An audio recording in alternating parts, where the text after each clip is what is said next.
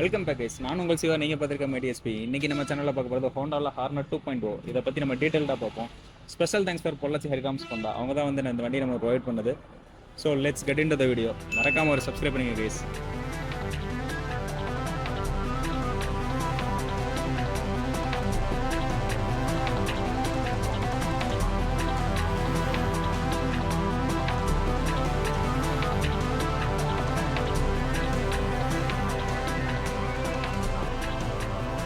So நம்ம வீடியோக்குள்ளே போகிறதுக்கு முன்னாடி ஒரு சில டிப்ஸ் சொல்கிறேன். அதனால் என்ன பாசிட்டிவ் நெகட்டிவ்ங்கிறது லாஸ்ட்டாக சொல்கிறாங்க. ஃபஸ்ட்டு நீங்கள் இந்த வண்டியை வந்து ஷோரூம்லேருந்து எடுக்கும் போது இந்த சஸ்பென்ஷன் செட்டிங் வந்து மாற்றி தான் ஆகணும், வேறு வழியே இல்லை.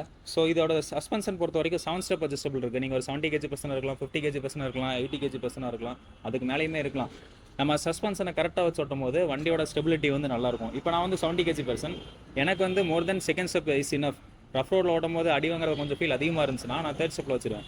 ஸோ அதே மாதிரி தான் உங்கள் வெயிட்டுக்கு ஏற்ற மாதிரி நீங்கள் சஸ்பென்ஷன் வைக்கணும். இதுதான் வந்து ஃபஸ்ட் ஸ்டெப்பு.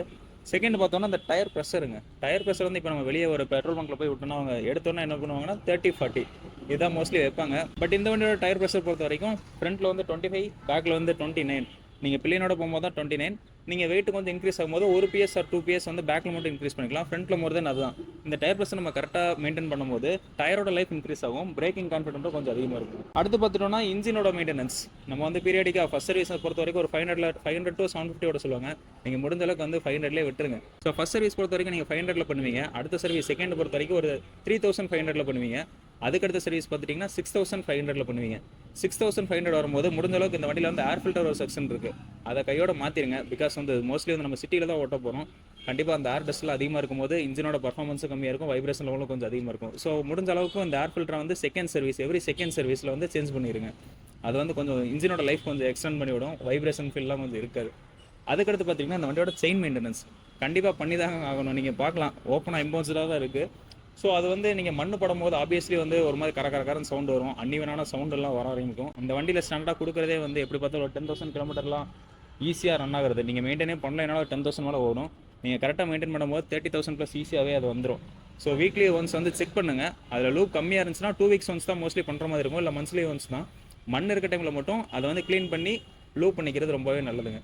அதுக்கடுத்து இந்த வண்டியோட fuel tank 12 litre fuel tank. இதில் எப்போவுமே வந்து ஒரு 2 லிட்டர் வைக்க சொல்லுவாங்க. பெட்டர் நீங்கள் வந்து ஒரு 4 லிட்டருக்கு மேலே வைக்கும் போது நல்ல மைலேஜும் கிடைக்கும், இன்ஜின் லைஃபும் கொஞ்சம் நல்லா இருக்கும். Finally last but not least ஒரு 2 டிப்ஸ் சொல்கிறாங்க. ஃபஸ்ட்டு வந்து இந்த வண்டியோட ஃபியூலாக இருக்கட்டும், டயர் ப்ரெஷராக இருக்கட்டும், முடிஞ்ச அளவுக்கு ஏர்லி மார்னிங் பண்ணுங்கள், இல்லைனா நைட்டு பண்ணுங்கள் ஒரு 7க்கு மேலே. அது வந்து நல்லது. ஸோ எக்ஸாக்டான ப்ரெஷரும் வரும், எக்ஸாக்டான ஃபியூலும் இருக்கும், கொஞ்சம் மைலேஜ் ட்ராப்லாம் கம்மி பண்ணுறதுக்கு நல்லா பாசிட்டிவாகவே இருக்குங்க. அடுத்து பார்த்துட்டிங்கன்னா இந்த வண்டி வந்து எப்போவுமே நைட்டு நீங்கள் வந்து விடும்போது சென்டர் ஸ்டாண்டு மோஸ்ட்லி விடுங்க. சைடு ஸ்டாண்டு போடும்போது ஆப்வியஸ்லி இந்த ஆயிலெலாம் அந்த சைடு போயிடும்.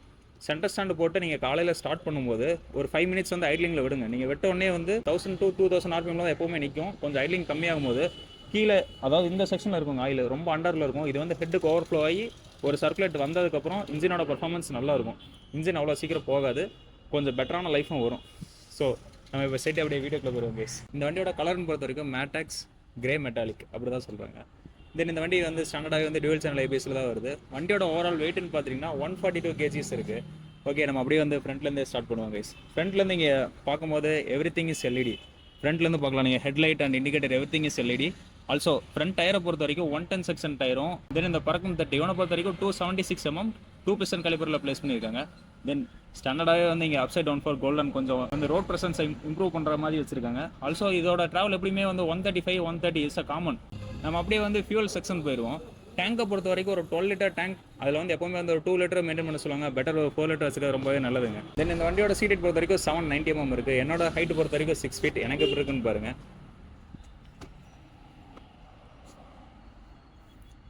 எஸ், எனக்கு வந்து கம்ஃபர்ட்டாக தான் இருக்குது. சென்டர் ஸ்டாண்டு போட்டு கால் தூக்கி போட முடியுது, பட் கொஞ்சம் பார்த்து தான் போடணும். லைட் அடிக்கிற ஃபீல் எனக்கே இருக்குது.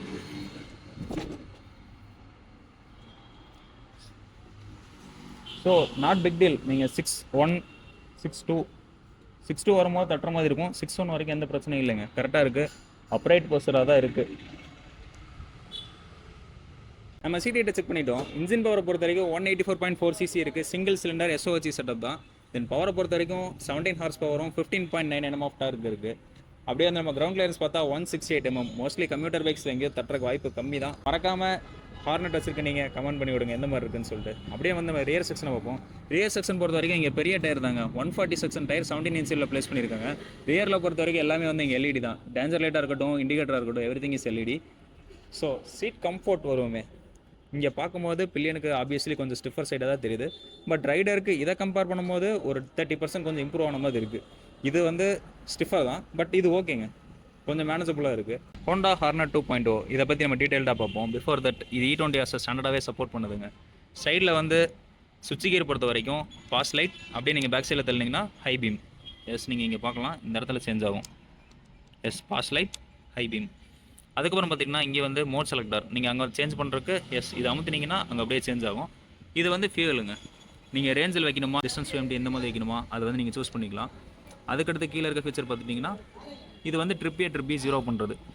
ஜஸ்ட்டு இங்கே நீங்கள் கிளிக் பண்ணால் போதும். இப்போ ட்ரிப் ஏல இருக்குது, இதை கிளிக் பண்ணி லாங் ப்ரெஸ் பண்ணாலே போதும், அங்கே 0 ஆயிரும்.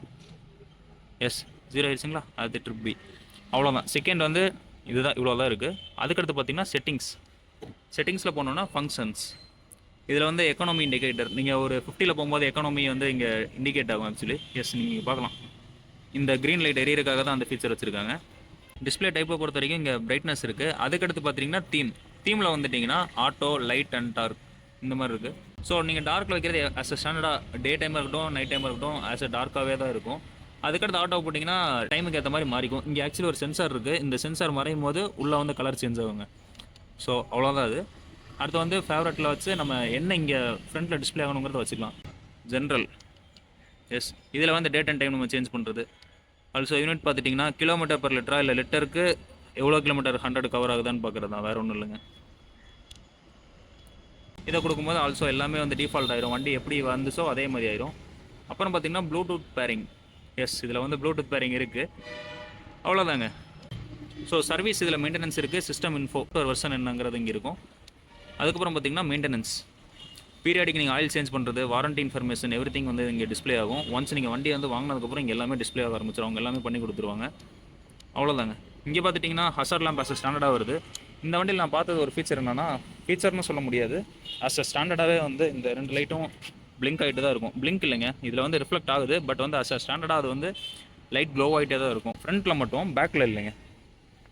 எஸ், பேக்கில் இல்லைங்களா, ஃப்ரண்ட்டில் மட்டும் எரிஞ்சுட்டு தான் இருக்கும். சார்ஜிங் போர்ட்டுமே இங்கே இருக்குது, அது வந்து டேங்கோட ஃப்ரண்ட் சைடில் இருக்குங்க. தென் ஹசார்ட் லேம்ப் வந்து ஆஸ் அ ஸ்டாண்டர்டாகவே இதில் வந்துடுது, இங்கே பார்க்கலாம். ஹசார்ட் லேம்ப் வந்து ஆஸ் அ ஸ்டாண்டர்டாகவே வருது. தென் இந்த ஃப்ரண்ட் ஃபோர்க் பொறுத்த வரைக்கும் நான் அட்ஜஸ்டபிள் தான், அட்ஜஸ்டபிள் ஃபோர்க்கில் இல்லைங்க. எக்ஸ்பெஷலி இந்த பிளேஸ் சொல்லணும்னா இது வந்து அலுமினியம். இதை நம்ம ஒன்ஸ் நீங்கள் டச் பண்ணி ஃபீல் பண்ணிட்டீங்கன்னா வண்டியோட ப்ரீமியம்னஸ் வேறு மாதிரி இருக்கும், அந்த மாதிரி உங்களுக்கே ஃபீல் ஆக ஆரம்பிச்சிடும். ஸோ டேங்கோட சைஸ் பொறுத்த வரைக்கும் மேசிவாக இருக்குது, பட் டேங்க் லிட்டர் பொறுத்த வரைக்கும் 12 லிட்டர் தான் ஃபியூல் கெப்பாசிட்டி. அப்படியே வந்து நம்ம ரைட் சைடில் பார்ப்போம். ரைட் சைடில் பொறுத்த வரைக்கும் கில் ஸ்விட்ச் ஆன் ஆஃப் இருக்குது, தென் ஹசார்ட் லேம்ப், அப்புறம் வந்து செல்ஃபுங்க. ஒன் டேப்லாம் இல்லை, நம்ம எப்பவும் போல் கொடுக்குற மாதிரி தான் இருக்குது. ஸோ நம்மளோட பார்த்தீங்கன்னா 2025 ஹார்னட் 2.0. இதோட பிரேக்கிங் எப்படி இருக்குது, தென் ஸ்டெபிலிட்டி எந்த மாதிரி இருக்குன்னு பார்ப்போம். எஸ், இதில் வந்து ட்ராக்ஷன் கண்ட்ரோல் இருக்குது, பட் வந்து அதை நம்ம ஆஃப் பண்ண முடியாது. ஓகே, இது வந்து ஆக்சுவலி வந்து கோல்ட் ஸ்டாக்கில் இருக்குன்னு நினைக்கிறேன், அதனால அரௌண்ட் ஒரு 2000 கொஞ்சம் கம்மியாயிடுச்சு. நீங்கள் பார்த்துக்கலாம், இப்போ வந்து அரௌண்ட் ஒரு 1200 தான் இருக்கும்.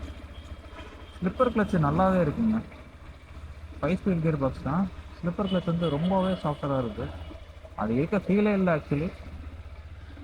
ஆக்சுவலி வந்து இந்த வண்டி இப்போ தான் லோடு இறக்குனாங்க, ஸோ வந்து அதில் மீட்ரு மாட்டல. எஸ், நீங்கள் பிளாக்கில் செஞ்சாங்க பார்க்கலாம், டைமுக்கு ஏற்ற மாதிரி அதே மாறிக்குங்க. ஓகே, கியர் டெஸ்ட் பண்ணிடுவோம். ஆக்சுவலி 5 கியரும் போட்டேன், 5 கியரும் போட்டு ஆர்பிஎம்ல வச்சு சொல்கிறோம் கைஸ்.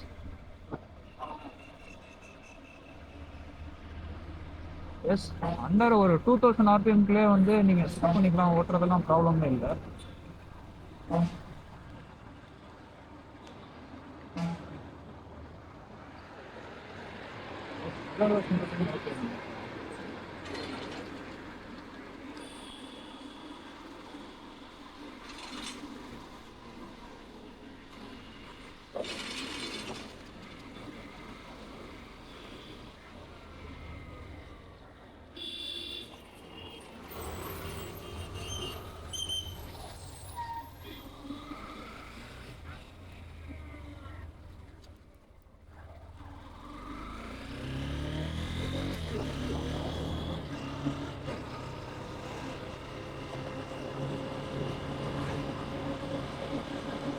அரௌண்ட் பண்ண ஒரு 4000 ஆர்பிஎம் போயிட்டு இருக்கோம். பிரேக் பேக் மட்டும்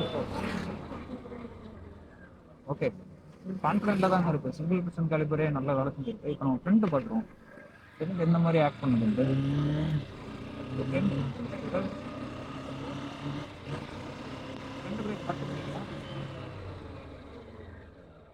ஓகே, ஃப்ரண்ட்டுமே நல்லாவே ஆக்ட் பண்ணுதுங்க. பட் எனக்கு ஃப்ரண்ட்டை விட பேக் ரொம்ப பிடிச்ச மாதிரி இருக்குது. பிகாஸ் அது வந்து ஸ்டாண்டர்டாக நமக்கு ஒரு கான்ஃபிடன்ஸ் கொடுக்குற மாதிரி இருக்குது. இது கொஞ்சம் சாஃப்டாக பஞ்சியாக ஃப்ரண்ட்டில் ஃபுல்லாக இருக்குது. எஸ், பேக் பிரேக் நல்லா இருக்குங்க. ஸோ இன்னொரு விஷயம் எனக்கு இம்ப்ரெசிவாக தோணுது என்னன்னா டேர்னிங் ரேடியேஷன் எந்த அளவுக்கு திரும்புதுன்னு பாருங்களேன். இங்கே கேப் எல்லாம் இங்கே இடிக்கிற மாதிரி இல்லை, பட் ஃபுல்லாகவே திரும்ப ஒரு ஷார்ட் ரேஷோலேயே நம்ம வந்து திருப்பிக்கலாம்.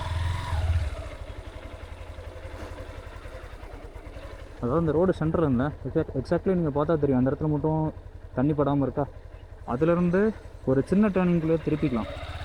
ஸோ வந்து இது ஒரு பாசிட்டிவாக தான் தோணுது. எஸ்பெஷலி சொல்ல போனால் எனக்கு ஃப்ரண்ட் பிரேக்கோட பேக் பிரேக் ரொம்பவே பிடிச்சிருக்கு. ஸோ வைப்ரேஷன் டெஸ்ட் பார்த்துருவாங்க. இப்போ ஆக்சுவலி வந்து அரௌண்ட் 1000 ஆர்பிஎம்ல நின்றுருக்கு. 1100க்கு கூட போகலை, எக்ஸாக்டாக பார்த்தீங்கன்னா 1000 நின்றுருக்கு. ப்ளஸ் செக்கிட்ட ஒரு 4000 வச்சு பார்ப்போங்க.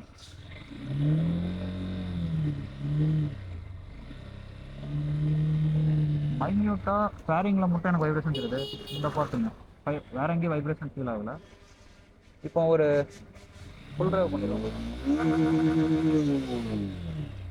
வைப்ரேஷன் பொறுத்த வரைக்கும் உங்களுக்கு 9000 ஆர்பிஎம் தாண்டுதுங்க. அதான் ரெட் லைன் அடிக்குது. பட் 10,000லாம் போகல, ஒரு 9500 அதுக்குள்ளே தான் இருக்கும். ஸோ அந்த ஆர்பிஎம் போகும்போது மட்டும்தான் உங்களுக்கு எவிடென்ட்டாக ஃபுட்பேக்லேயும் டேங்க் ஃபேரிங்கில் தெரியுது. டேங்க் ஃபேரிங் வந்து நல்லாவே ஒர்க் பண்ணியிருக்காங்கன்னு தான் சொல்லணும்.